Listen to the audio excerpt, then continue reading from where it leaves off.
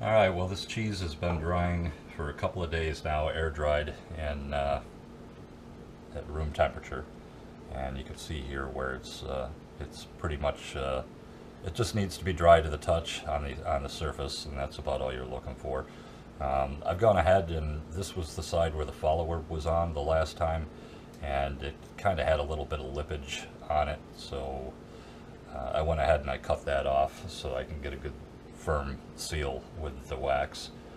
So what I'm going to do now is I'm heating up this water, um, and this pot of wax is going to go on top of that. Uh, Cheese wax has a flash point of about 300 degrees. Boiling water is obviously about 210 degrees, and to get the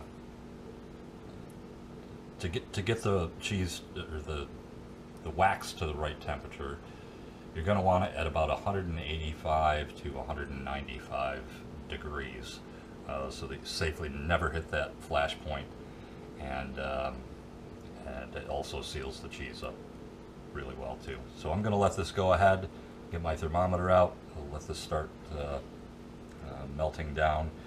The other thing too is when you do this, go to the thrift store and get yourself a different pot, because once this wax goes in here, it is never coming out, and you don't want to mess up your pots and pans with this stuff. So get a dedicated pot, a cheap one, just for cheese wax.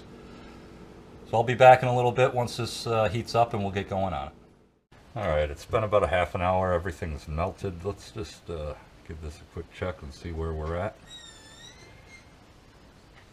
And we're going for about 190, 195 degrees. One thing I will say about this is know where your fire extinguisher is. You obviously can't put out a wax fire with water. You're going to make big problems for yourself. And it's important to know if you have plenty of water in the bottom of the pot too. If you run out of water in the bottom pot, this could skyrocket in temperature real quick and cause a fire.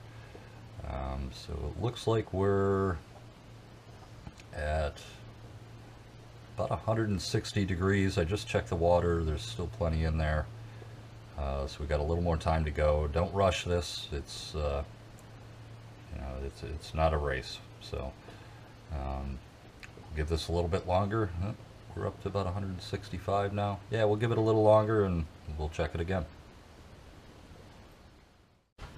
Alright, so we've hit our target temperature of about 195 degrees, a little more. Let me go ahead and spray my hands with some white vinegar just to make sure that there's no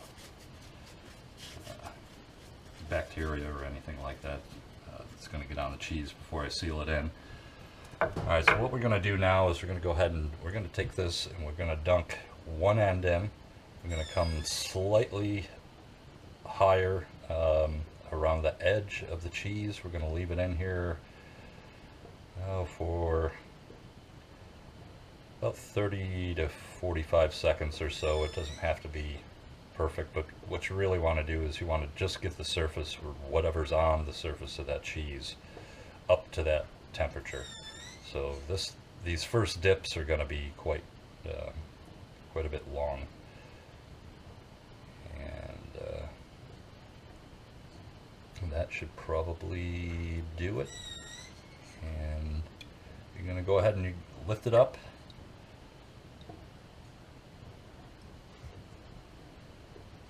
And make sure it's not dripping anymore. And we're going to set that down. We're going to go ahead and let that cool down, and we'll do the other side in a minute. Alright, I'm not sure why it happens, but sometimes you get some mist spots here on the top. So what I do is I just take a Q-tip and I'll dip it in the hot wax and I'll fill in those little spots. But this is cooled down, both sides are ready to go. I can see I've still got a little bit to do on this side, and I'll do that here in a minute. But now we're ready to do our sides. So we'll just stick that in there. You want to come slightly over the edge. You don't want to go too fast rotating this, but you don't want to go too slow either.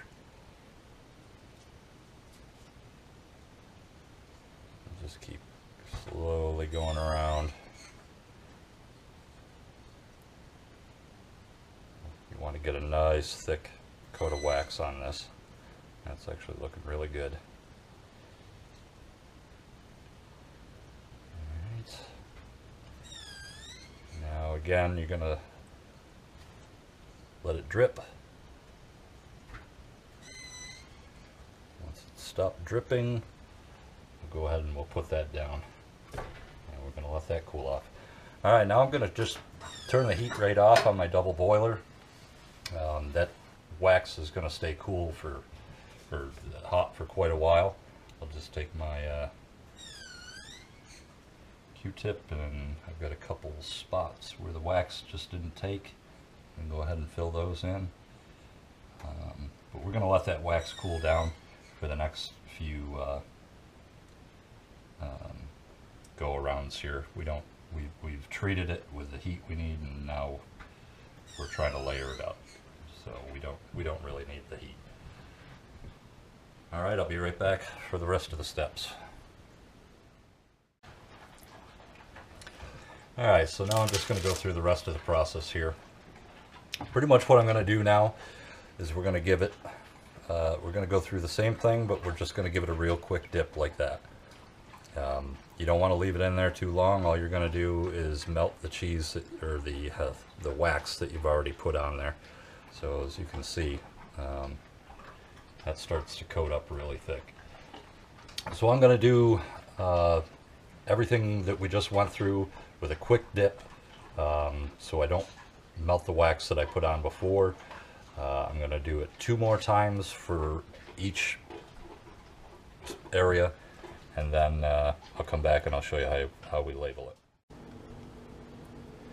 Alright, we're back, and the last thing we have to do is put a label on this thing, because we do want to know what it is. So what I'm going to do here is I take, we've got this pre-made label with what kind of cheese it is and the day it was made, and we're going to put a little bit of hot wax on the back here, and put a little hot wax on the top. Stick our label down, put a little on each corner,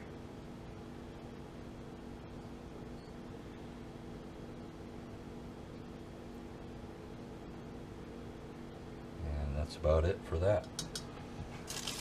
Alright, just take this wax and you're going to set it off to the side. You're going to go ahead and let that just come back to room temperature so it gets solid again. Once that happens, I'll put the lid back on it, and we'll just store it away to use another day. Alright, I'm going to get ready to show you the setup on storage and what we use to store cheese and age it. I'll be right back. Alright, this is what we use to store the cheese in. It's just a regular apartment size refrigerator, nothing fancy about it. We keep it nice and clean, and stick our fridge in there, or our cheese in the fridge. We keep a thermometer in there. Right now it's about 52 degrees. If you're a little overwhelmed with storing cheeses with the wax and it's too much trouble for you, this is a cheddar cheese that we've been storing for quite a while, and vacuum packing can also be done if you'd rather not deal with the cheese wax. And either way works just fine, really. The thing that keeps this refrigerator 50 degrees is an external thermostat.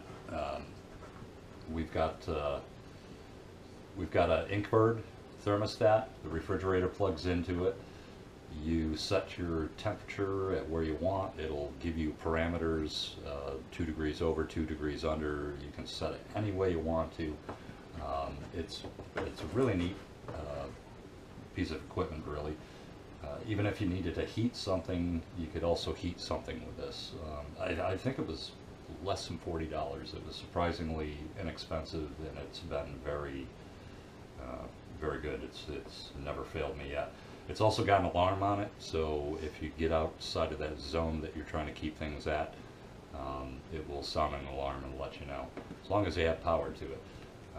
It's got a place to plug in for the cooling, which obviously we're using for this, but if you had to have cooling and heating, it will actually, you plug your heater in over here, and it will keep your temperatures exactly where you want it, and you can set the high-low parameters wherever you want it.